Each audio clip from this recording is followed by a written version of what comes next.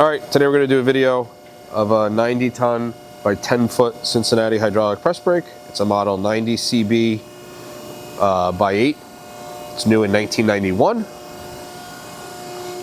We'll start with the palm buttons here.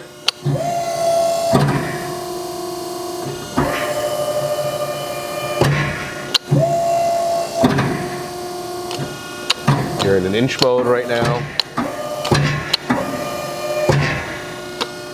I'm going to switch over to your foot pedal.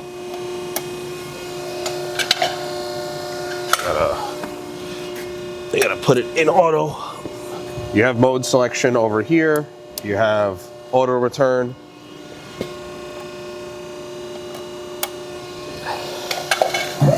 There's your foot pedal.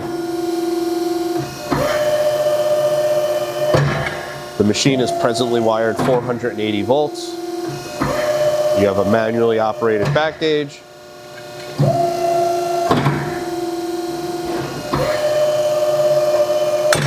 And then I'll also switch over to change the stroke speed.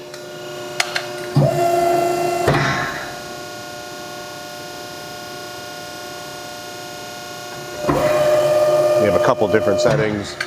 You can see it in the photos.